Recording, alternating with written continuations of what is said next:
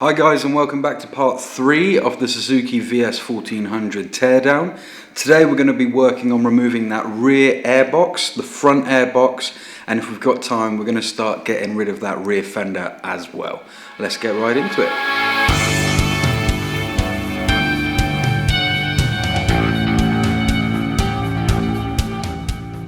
Okay, so removing the airbox is actually a pretty straightforward process.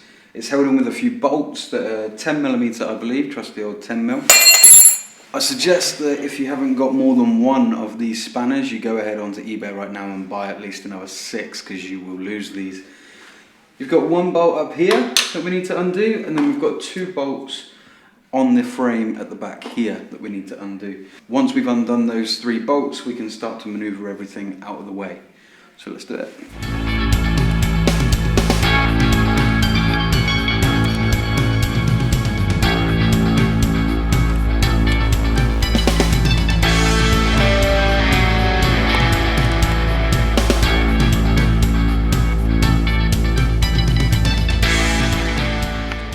The wiring loom is actually fastened to the airbox, so you need to loosen up these bolts here. I'm really hoping you can see these, they're just hidden. If you can see down here, we have a bolt there and we have a bolt on the opposing side, and that's coming off of the wiring loom, so we need to disconnect that from the airbox before we can remove it completely.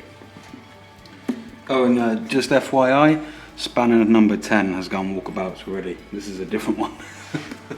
We've got the first one over here, and then there's another one on the other side of this solenoid. Remember, we are dealing with the wires here, so you want to take your time, because if any of these get split or cracked, or chances are some part of your bike, or if not all of it, is not going to function correctly.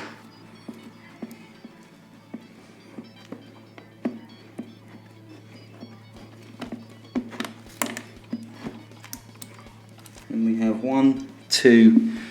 two Phillips screws to undo to remove the fuse box, and then the airbox is out. Undo that one, like that, and then we've got one on the opposite side down here as well. Your boost sensor will start to come free because that's also fastened behind the fuse box.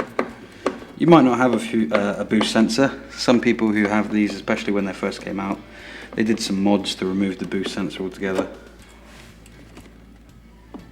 The airbox will come right out. Okay, so now that the rear airbox has been taken out successfully, we can start working on the front airbox. This one can be a little bit tricky for a lot of you that have never done this before, or if the airbox on the bike has never been removed. Check out the service manual and you'll find that there is a screw right up in the frame, right underneath the yokes and everything like that, going straight up into the airbox. It can be really tricky to get that screw out, but once you've done it, a lot of people just leave it out. Whoever had this bike before me did exactly that, and then fastened it with the 2 rear bolts. It just saves time in the future if you need to get that airbox cover off or to get the whole thing out. So let's give it a go. Okay, so the airbox on the front has a few more components to it that we need to remove before we can get it off. One of them being the throttle cable, and we've got the receiver here for the gas tank, the fuel tank. This was that rubber gasket I was talking about in one of the previous videos where the tank just sits in there.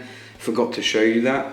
Everything here is fastened with a Phillips screw, so grab yourself a decent sized screwdriver and just start removing these 4 bolts up here on the tank bracket.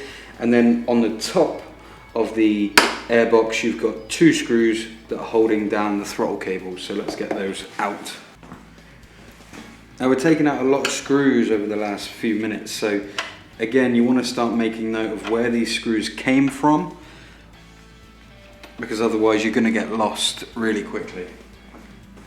If you can get yourself some plastic tubs or pots, just little ones that you can separate all these little bits of hardware into, that's always a good idea, so you can keep track of what came from where.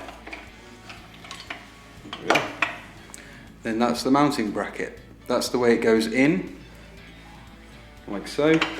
For your reference, don't put it in that way, otherwise your tank will never sit right. And now we've got the throttle cable to release. We've got a couple of metal clamps here. Again, just a Phillips screwdriver, crosshead screwdriver. And we're just going to undo that. Sorry if it looks like I'm undoing everything cat-handed. I'm trying to make room for the lights so you guys can actually see what's going on. And give you a look at the throttle cable here. So the throttle cable splits into two. You've got one throttle that connects to two different throttle cables. As you can see, this bracket, which is what we've just undone, is actually attached.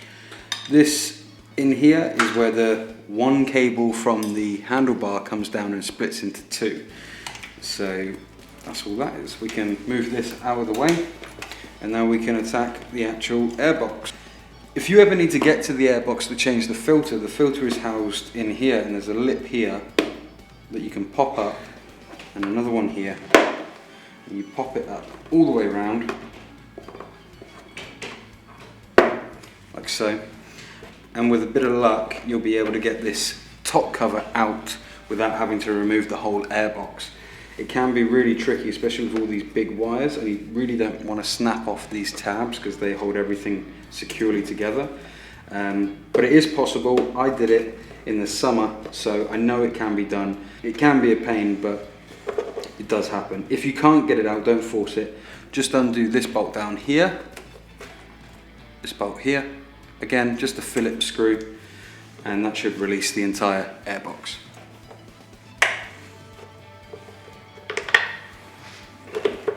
And now it's just a question of getting it past the wiring loom.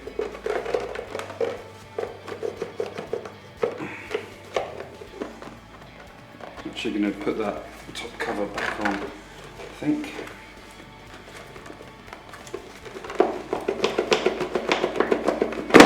And there we are. Out she comes. That's what it looks like, and that's why it can be a bit tricky to get out, because it's kind of like an in and around sort of motion. They do have these two pipes here, and you'll see that they're free on the bottom of the engine. I'll try and get a quick view of that for you now.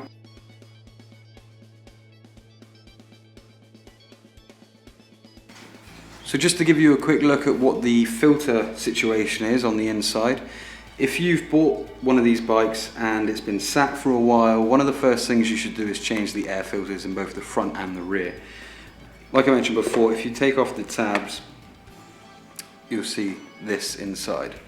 You can get a few different kinds of filter. This one is very dry at the moment, so I might have to re-soak this in oil. When you install them, it's really important that you soak them in motor oil. It stops them from drying out like they have here. Although this is only about 6 months old, the bike's been ridden a lot so far this year, so it's not perishing, and it still looks like it's a perfectly good filter. Now you can get upgrades of these. You can get them by a company called K&N, and you have to do some modifications to the cover here. I believe you have to cut off these stalks, but apparently it can improve the performance of the bike if you go with these K&N filters. But if you can't afford it, just go onto eBay and look up these standard regular filters.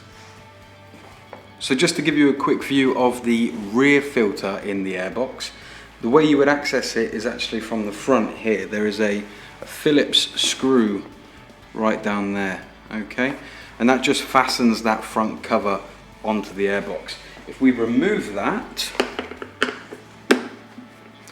it's a real simple process, all of this, to be fair. It's just removing screws and bolts.